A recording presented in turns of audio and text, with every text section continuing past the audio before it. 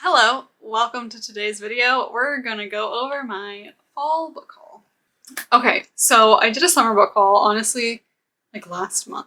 But it was raining last night and there was some thunder and it just got me really excited for fall. It is almost September. It was September in 2 days, and to me, that is kind of when fall starts, in September. I love the summer. I love spring. I love every season, let's be honest. But there's something special to me about fall. I don't really understand why. I don't like pumpkin spice, which I know is maybe controversial, but I just enjoy the leaves changing, and I feel like I wouldn't always necessarily classify myself as a mood reader, but definitely certain seasons lend themselves to reading certain types of books. And so in this book haul, I have some of the books that kind of just like feel like fall, and also that I've just recently bought. My TBR is small, which is great. It's fun but not fun at the same time, because I see all these booktubers doing these challenges where they have like a TBR jar that picks their books or whatever, and I'm like, I have 3 books on my TBR. So I bought a few books for the fall because I do tend to get through the books pretty quickly, either listening as audiobooks or physically reading them, and so hopefully these books will last me at least a month or two. We'll see. So the first book that I have is Slewfoot by Brom. I think I may have covered this in another book haul, but I'm just adding it because it's one that I've been waiting till the fall to read. I did buy it a little while ago. I honestly don't know a whole lot about it, but I'll read what it says on the back. It says, "An ancient spirit awakens in a dark wood. The wild folk call him father, slayer, protector. The colonists call him Slewfoot, demon, devil. To Abatha, a recently wounded outcast, alone and vulnerable in her pious village, he is the only one she can turn to for help. Together they ignite a battle between pagan and Puritan, one that threatens to destroy the entire village, leaving nothing but ashes and bloodshed in its wake." It just sounds interesting. It just kind of has that like fall autumnal vibe. It kind of gives me like Halloween vibes. So I don't know if I'll read it September or if I'll try to hold off till October, but I have had this sitting on my TBR for a hot minute, and I've literally just been waiting for it to be like more atmospheric outside for me to read it, which I know sounds silly. I just feel like I'm going to enjoy it more if I read it during the fall or even winter, but mostly fall, than I would if I were to read it in the middle of summer when it's nice and sunny out. I don't know if that makes sense. Let me know if you agree with me or if you like understand what I'm saying here. I don't know where I'm putting these books. I have this issue where like I have this table with books over here, and then I never know where to like put the ones I just talked about. I guess just slide it over there. Okay, this next book that I have is called Demon Copperhead. I don't know a whole lot about this book, but I was in Target and I have a Target gift card, and so I was looking at the books because I was like, well, let's see if there's anything that just like piques my interest that maybe I haven't heard about on Book Talk or BookTube or, you know, whatever. And this was something that kind of stood out to me. The cover was just interesting, so I picked it up. I know you're not supposed to judge a book by its cover, but like we all do it. So I picked it up and it just kind of intrigued me. It says that it's kind of like David Copperfield by Charles Dickens, which kind of makes me feel like I need to read David Copperfield before I read this book, so I might do that. But it says, "This book is a story of a boy born to a teenage single mother in a single wide trailer, with no assets beyond his dead father's good looks and copper-colored hair, a caustic wit, and a fierce talent for survival. In a plot that never pauses for breath, relayed in its own unsparing voice, Demon braves the modern perils of foster care, child labor, derelict schools, athletic success, addiction, disastrous loves, and crushing losses. Through all of it, he reckons with his own invisibility in a popular culture where even the superheroes have abandoned rural people in favor of cities." It just sounds interesting. Kind of gives me like slightly academic vibes. Like it just feels, I don't want to say it feels like a smart book, but it feels like a well-informed book. And I do kind of feel like I need to read David Copperfield before I read it. So I might either listen to that as an audiobook or read it physically before reading this. It kind of gives me autumnal vibes, like, then I don't know why. It just sounds interesting. It's also apparently a winner of the Pulitzer Prize and part of Oprah's book club. I don't actually know if I've read any books that were on Oprah's book club. If I did, it was not on purpose, but it just sounded like an interesting one, but probably a little more dense than some of the books that I choose to read. Okay, the next one is Immortal by Chloe Gong. I have Immortal Longings.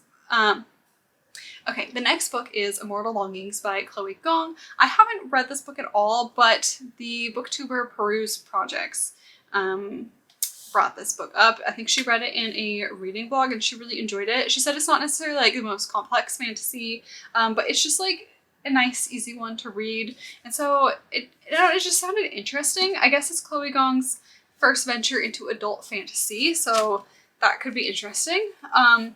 This one says, every year, thousands in the Kingdom of Talon will flock to its capital twin cities, San-Air, where the palace hosts a set of games. For those confident enough in their ability to jump between bodies, there is a fight to the death across San-Air for a chance to win unimaginable riches. And then it says a bunch of other stuff beyond that. But basically there's this game where people can like switch into different bodies, and I think people kind of like work together and make teams almost. But then obviously they're like in different bodies, so you have to figure out like which body is this person in now. Again, like, can I trust them? So it sounds intriguing. But yeah, one that I don't know a whole lot about, but trying to kind of keep it that way before I read it. Okay, the next books that I have are all packaged, so I don't know what's in them. I think 2 of these are actually from work, so probably not the most exciting books, but we're gonna haul them anyway. There we go. Well, this is kind of a like shorter book. It's not like, doesn't seem that long. It's like about 200 pages. It's called Breaking Through, Communicating to Open Minds, Move Hearts, and Change the World. I know nothing about this book. But fun fact, my work occasionally hosts speakers to come and like talk to us about random things. And occasionally those speakers have written books, and then sometimes they'll give us free copies of those books. So I think my work probably just purchases so many copies, and the first however many people to put in their information will get a free book. And I like books, so I typically will put in for it. This is one that I don't actually know what it's about, but it is by the Chief Corporate Affairs Officer of Pfizer. So I thought that could be interesting. But I think it kind of covers like, yeah, it covers the pandemic and whatnot. Again, this is nonfiction, so a lot of people here might not care about it so much, but it's an interesting sounding one and it was free. So I can't say no to free books. This one I think is also from work. But like, you know, I can't really complain about my job giving me free books, even if they are nonfiction. I do appreciate getting nonfiction books, but I feel like I should probably read more nonfiction. And because they are always giving me books, I feel like I'll never have to buy them for myself. Okay, so this book's kind of cute. Like, I just like the cover. But this is Say the Right Thing by Kenji Yoshino and David Glasgow. It says how to talk about identity, diversity, and justice. This was a conversation or a talk that I was able to attend. I don't think I was able to attend the one with the Pfizer lady.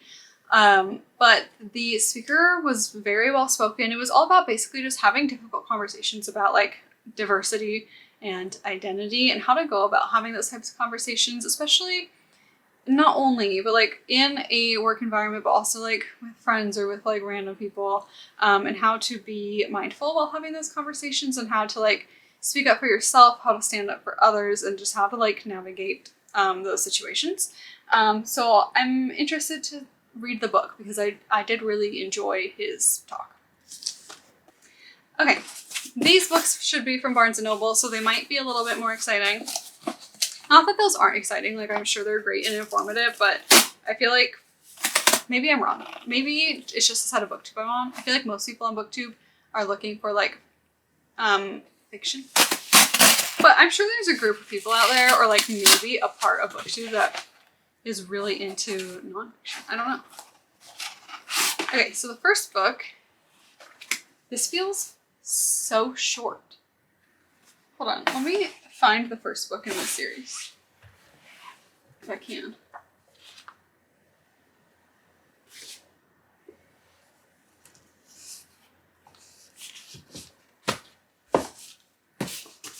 Oh, this is stupid. I hate this. I hate this so much. Look at, why? Like, why? Why?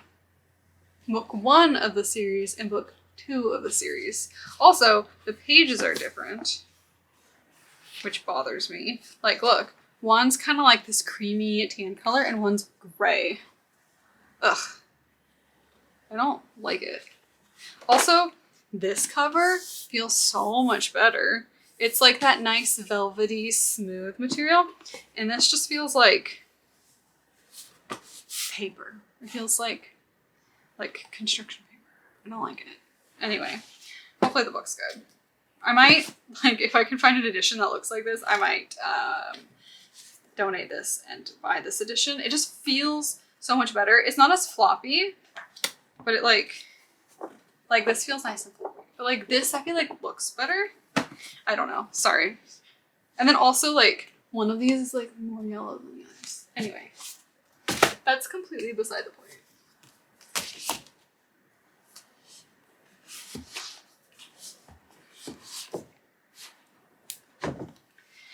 Anyway, it's my own fault. I ordered it from Barnes & Noble knowing that it was probably going to be this edition because I've seen this edition in stores, but I really want to read it and I'm tired of waiting to buy an edition like that. I don't even know if I can buy an edition like that because I bought that on Book Depository and I don't know if it's a US based company or if it's based somewhere else, and I'm wondering if that's why this covers, or like this one's so different, or if like this is a different publishing house. Anyway, if you don't know about the series, basically it's a like mystery / thriller where you have, I think it was these law students going through this case and trying to solve the case based off of like text messages, emails, letters, blah, blah, blah. And then you get their text conversations of them talking about like the different files that they're looking at. So it's interesting because it's kind of has that like mixed media vibe to it. I don't actually know what this one is about, but I liked the vibe of the other one, and this is the second in the series, so I figured why not. There's also The Christmas Appeal, which is another one in the series. Maybe I'll buy that to read around Christmas, but I tend to not like Christmas books. Is that bad? I don't know. I just feel like they tend to be really cheesy and just overdone, and like I don't mind books that maybe like happen to like have Christmas in them, but books that are completely centered around Christmas, it's just too much. I don't get it. I haven't read any that I liked. I haven't read many, but I don't like it usually. If you know any good ones, maybe I'll do a video on me reading Christmas books and see if I can find one that I actually like, because I feel like that's gonna be hard to do. Anyway, this is only like 330 pages, which is crazy because I feel like the other one was so much longer, but it was also like not as tall. Anyway, I'm going on and on about this book and not actually telling you anything, but basically it's a like mystery which gives me fall vibes. To me, fall and like winter gives me like mystery vibes. I don't know. I can't explain it. Okay. I feel like I'm not even hauling that many books, but I have talked for so long. This last book is Miss Peregrine's Museum of Wonders, an indispensable guide to the dangers and delights of the peculiar world for the instruction of new arrivals. Wow, that is a long title. This obviously has to do with Miss Peregrine's Home for Peculiar Children. I have the entire series. I will be honest, I don't reread books, but I probably should do a reread or like go back through everything because I feel like it's been so long since I've read so many of the books that I like halfway forgot what happened. Like I remember the big things, but there's definitely some things that I've forgotten. But this is, like I said, a guide to the peculiar world. I like this art. It's like a little bit creepy, but it's a pretty book, honestly. But it's an essential guide to the peculiar world, its strange history, curious customs, and most dangerous secrets. And it's supposed to be written by Miss Peregrine herself. The inside cover is pretty too. But like, it's just like this, like lots of pictures, some descriptions. Honestly, at this point, it's like, I do enjoy this series. I wouldn't say it's my favorite series of all time, but like I kind of wanted this as like a part of the collection, you know? Because I have all the other books. I'm trying to see where they're. I have like all the other books, and so it feels weird not to also have this one. So I will read it. I wouldn't say it's something that I'm the most excited about, but it does have that kind of like creepy, weird vibe that to me feels very like fall Halloween-ish. So definitely worthy of being read in the fall. Anyway, that's all the books that I bought recently. And by recently, I mean the last like 2 months, less than 2 months, because there were books that I bought in Scotland that was on my last haul. In the last like month, those were all the books that I bought in the last month or so, or was given by work. Let me know if there's any books that I need to read this fall. Another book that I have on my radar is A House with Good Bones by T. Kingfisher. But yeah, definitely let me know if there's anything I need to be reading. I'm also working through the Throne of Glass series, but I'm mostly listening to that as audiobooks. Yeah, that's what I have going on this fall. Expect to see a video soon of all the books that I read last month and that I'll be reading in September. Actually, that video will probably be up before this one. Anyway, I'll see you all in the next video. Make sure to like, comment, and subscribe if you enjoyed this. I'll see you in the next one. Bye!